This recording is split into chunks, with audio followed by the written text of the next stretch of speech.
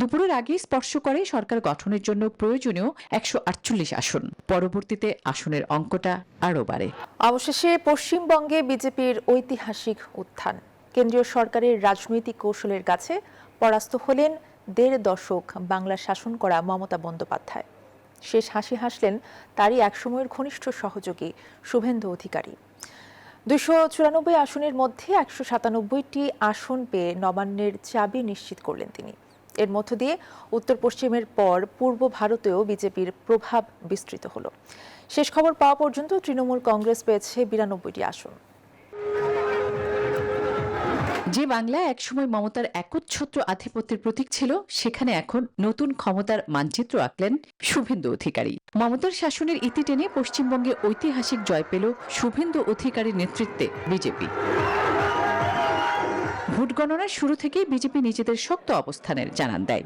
সময় বাড়ার সাথে সাথে স্পষ্ট হতে থাকে পদ্ম শিবিরের আধিপত্য।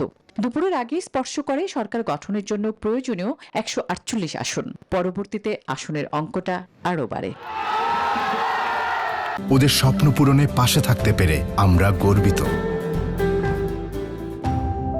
এর মধ্য দিয়ে উত্তর ও পশ্চিম ভারতের পর এবার পূর্বাঞ্চলেও বিজেপির শক্ত অবস্থান স্পষ্ট হল। শুভেন্দুর নেতৃত্বে বাংলায় এই জয়ে কেন্দ্রীয় কৌশল, সাংগঠনিক শক্তি এবং দীর্ঘদিনের তৃণমূল বিরোধী জন অসন্তোষ বড় ভূমিকা রেখেছে বলে মত বিশ্লেষকদের। বিজেপি বলছে, বাংলায় এই বিজয় উন্নয়ন, পরিবর্তন এবং ভয় নিপীড়নের রাজনীতির বিরুদ্ধে রাজ্যবাসীর রায়। অন্যদিকে চতুর্থ দফায় নবান্নের চাবি হারিয়ে স্তব্ধ তৃণমূল শিবির। আমাদের সমস্ত পার্টির কর্মীদের বলবো, অত মন খারাপ করার কারণ নেই। ওয়েট এন্ড সি, ওয়াচ, আমরা সবাই আপনাদের সাথে আছি। বাংলার রাজনীতিতে মমতার প্রায় ১.৫ যুগের অবসান ঘটিয়ে শুরু হচ্ছে শুভেন্দু অধ্যায়। আসমা তুলি, নিউজ 24।